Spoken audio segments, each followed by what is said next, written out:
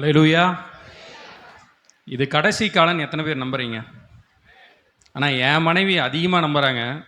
ஏன்னா எங்கேயோ சுற்றிட்டு இருந்த என்ன இங்கே கொண்டு வந்து நிறுத்தி இது கடைசி கால கர்த்தர் சீக்கிரம் வரப்போகிறாருன்னு சொல்லி எங்கள் வீட்டில் இருக்கிற எல்லாத்துக்கும் என்ன ஆயிடுச்சுன்னா பயம் வந்துருச்சு. இவனெல்லாம் மேலே ஏறிட்டானே, ஸ்டேஜ் ஏறிட்டானே அப்படின்னு சொல்லி டெய்லி எங்கள் வீட்டில் இதே தான். ஸோ அவர் சிறியவனை புழுதியிலிருந்து தூக்கி விடுகிறார், எளியவனை குப்பையிலேருந்து உயர்த்தி விடுகிறார்.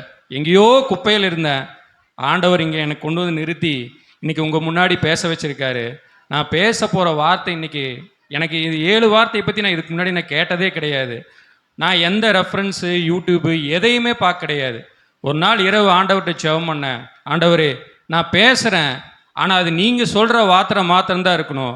நானாக ஏதோ மாம்சீகமாக எடுத்துகிட்டு இந்த சபைக்கு நான் சொல்லக்கூடாது. ஆனால் அப்படி தான் நான் ஜெபம் பண்ணேன். இரவு ஒரு 12 மணிக்கு மேலே திடீர்னு என்னை எழுப்பி ஒரு வார்த்தையாக, எனக்கு பைபிள் வசனம் எங்கே இருக்குன்னு கூட தெரியாது, கனெக்டில் பண்ண தெரியாது.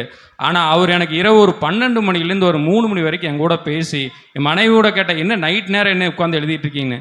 நான் உட்காந்து எழுதிட்டு இன்னைக்கு வந்திருக்கேன். நான் பேசுகிற வார்த்தை இன்னைக்கு யோவான் 19:28. அதை படிங்க. அதன் பின்பு எல்லாம் முடிந்தது என்று இயேசு அறிந்து வேத வாக்கியம் நிறைவேறத்தக்கதாக தாகமாய் இருக்கிறேன் என்றார். இன்னைக்கு எல்லாம் முடிந்ததுன்னு சொல்லியிருக்காரு. இந்த சபையை பார்த்து இன்னைக்கு சொல்றாரு, உங்க வாழ்க்கையில என்னென்ன பிரச்சனை இருக்கோ, என்னென்ன சாபம் இருக்கோ, நீங்க எதை குறித்து கவலைப்படுறீங்களோ அது எல்லாம் இன்னைக்கு கர்த்தர் சொல்றாரு, எல்லாம் உங்களுக்கு முடிஞ்சது.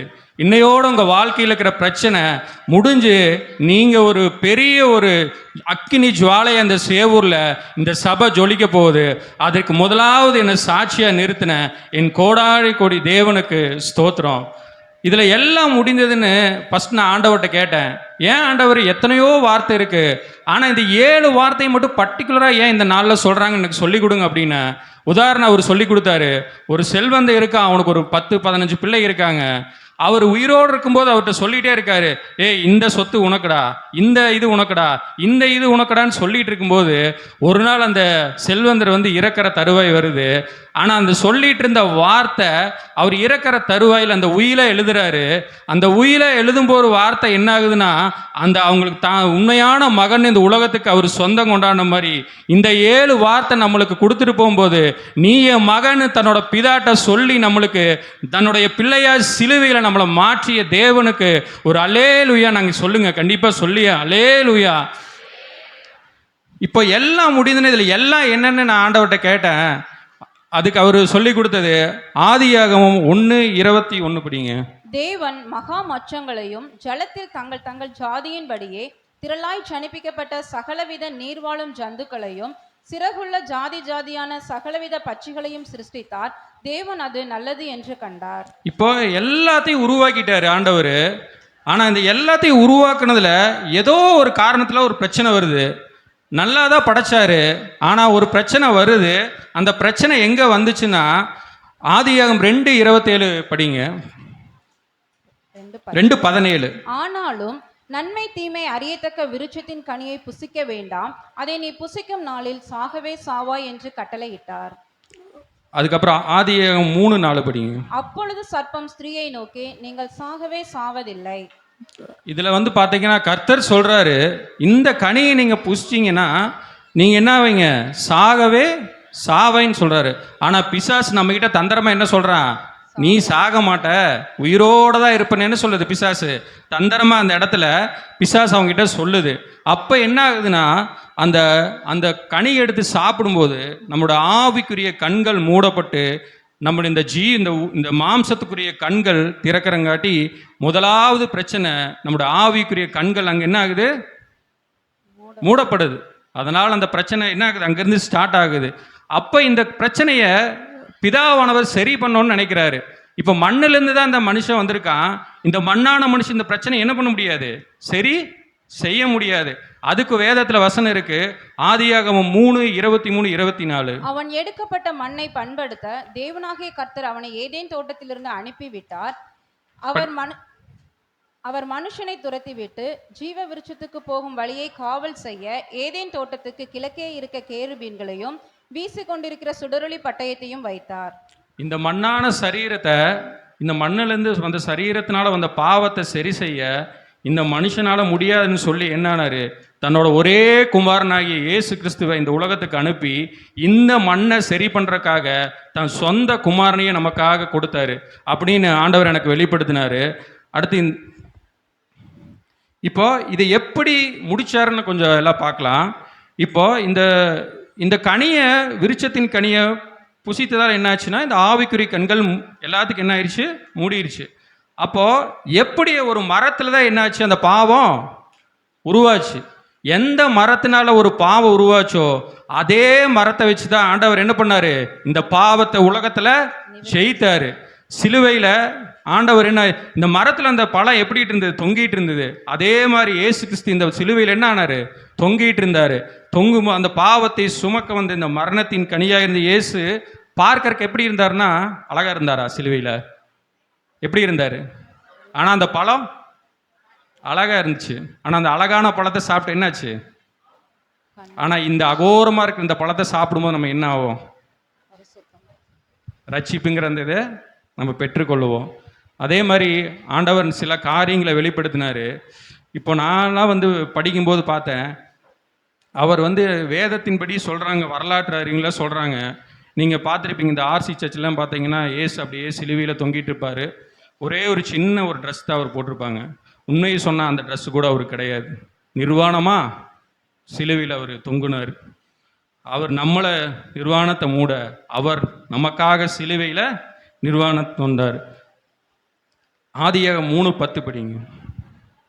அதற்கு அவன், நான் தேவருடைய சத்தத்தை தோட்டத்திலே கேட்டு நான் நிர்வாணியாய் இருப்பதினால் பயந்து ஒளித்து கொண்டேன் என்றான். அந்த பாவத்தை செஞ்ச உடனே ஆதாமுக்கு என்ன ஆகுது, பயம் வருது. பயம் என்ன ஆகுது, தான் நிர்வாணியா இருக்கிறதுன்னு சொல்லி அவனுக்கு பயந்து என்ன பண்ணிடுறான், ஓடிடுறான்.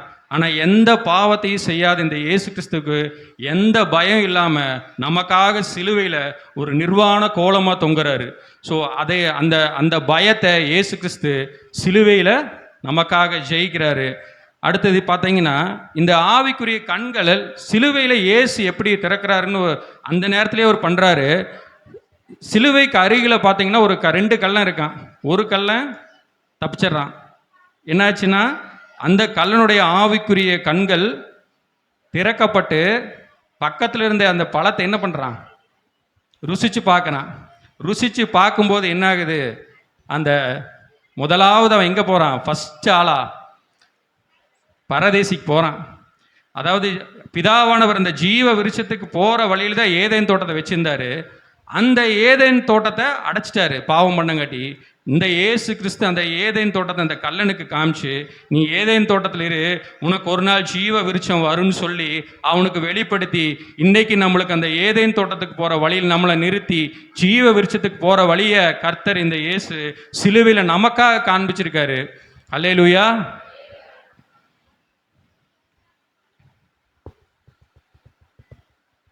அவன் கண்கள் எப்படி திறக்குதுன்னு பார்த்தீங்கன்னா, லூக்கா 23:42-43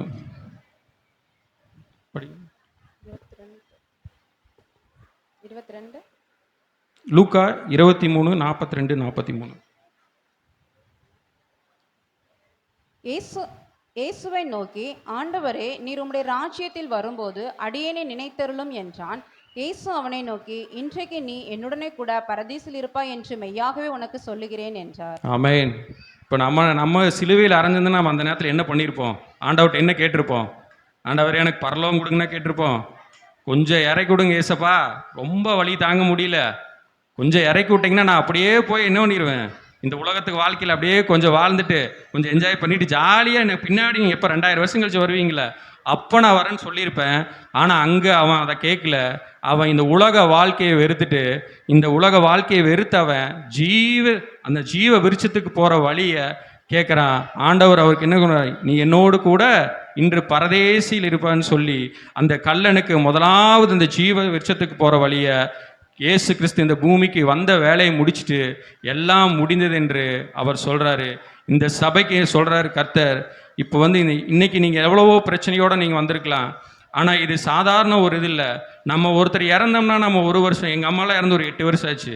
ஆனால் நான் அதை ஒரு 1 வருஷம் 2 வருஷம் ஞாபகம் இருந்தது. ஆனால் போக போக என்னாச்சு, நாளடைவில் அவ்வளோதான் அவங்க போயிட்டாங்கன்னு என்ன ஆயிடுச்சு, ஆனால் மறந்துட்டோம். ஆனால் இந்த 2000 வருஷத்துக்கு முன்னாடி நமக்காக ரத்தம் சிந்தினவரை இன்றளவும் நம்ம நினைவுகளையும் நம்ம மனதிலையும் நிறுத்தி வச்சு அவர் என்று உயிரோடு நம்ம கூட வாழ்ந்துட்டு இருக்கிறாங்கிற எண்ணத்தில் நம்ம வாழ்ந்துட்டு இருக்கிற நமக்கு ஆண்டவர் இன்னைக்கு சொல்கிறாரு, உங்கள் வாழ்க்கையில் இருக்கிற எல்லா பிரச்சனையும் ஆண்டவர் சொல்கிறாரு, இன்னையோடு உங்களுக்கு என்னாச்சு, எல்லாம் முடியுதுன்னு ஆண்டவர் இந்த இடத்துல வாக்குத்தத்தமாக உங்களுக்கு சொல்கிறாரு. இப்போ மத்தேயு 26:53 படிங்க.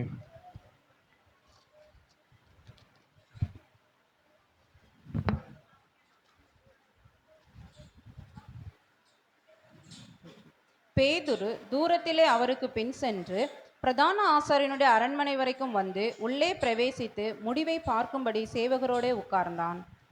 26:53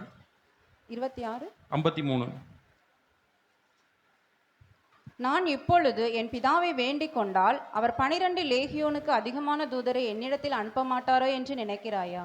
இன்னைக்கு அவர் நினைச்சிருந்தானா அந்த நேரத்தில் என்ன பண்ணியிருக்கலாம், அந்த சிலுவை பாட மாற்றி அமைச்சிருக்கலாம். ஆனால் அவரு மாற்றல.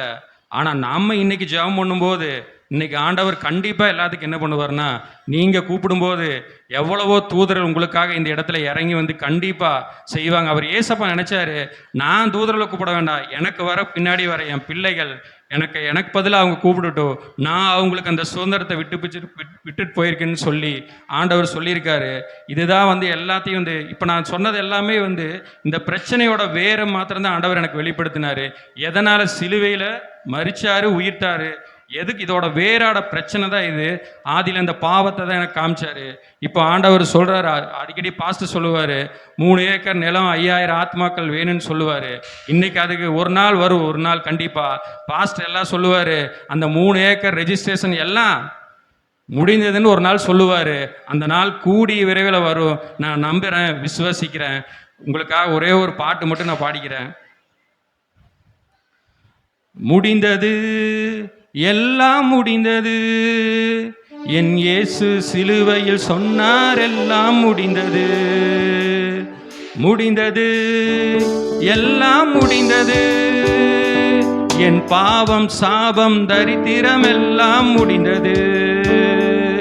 முடிந்தது, எல்லாம் முடிந்தது, என் இயேசு சிலுவையில் சொன்னார், எல்லாம் முடிந்தது. முடிந்தது, எல்லாம் முடிந்தது, என் பாவம் சாபம் தரித்திரம் எல்லாம் முடிந்தது. அவர் சிலுவையை எடுத்தார், நம் எதிரியை அடித்தார், நம் கரத்தை பிடித்தார், தன் ஜீவனை கொடுத்தார். அவர் சிலுவையை எடுத்தார், நம் எதிரியை அடித்தார், நம் கரத்தை பிடித்தார், நித்திய ஜீவனை குடித்தார். முடிந்தது, முடிந்தது, இயேசு எல்லாம் எனக்காய் செய்து முடித்ததா. முடிந்தது, எல்லாம் முடிந்தது, என் இயேசு எனக்காய் எல்லாம் செய்து முடித்ததா. நம் விலையை கொடுத்தார், நம் இடத்தை எடுத்தார், மரித்து மீண்டும் உயிர்த்தார், புதிய துவக்கம் அளித்தார். நம் விலையை கொடுத்தார், நம் இடத்தை எடுத்தார், மரித்து மீண்டும் உயிர்த்தார், புதிய துவக்கம் அளித்தார். முடிந்தது, முடிந்தது, இயேசு எல்லாம் எனக்காய் செய்து முடித்ததா. முடிந்தது, எல்லாம் முடிந்தது, என் இயேசு எனக்காய் செய்து முடித்ததா. முடிந்தது, நேரம் முடிந்தது, என் சாபம் தரித்திரம் வியாதிக்கு நேரம் முடிந்தது. முடிந்தது, நேரம் முடிந்தது, என் சாபம் தரித்திரம் வியாதிக்கு நேரம் முடிந்தது. அல்லேலூயா. எல்லாருக்கும் ஆசீர்வாதமா இருக்கு நம்பர். இந்த வசனம் கர்த்தர் என்னை இந்த இடத்துல நிறுத்தினதுக்காக அவர் கோடான கொடி ஸ்தோத்திரம். என்னையும் நம்பி பாஸ்ட் இந்த இடத்த கொடுத்ததுக்கு ரொம்ப நன்றி.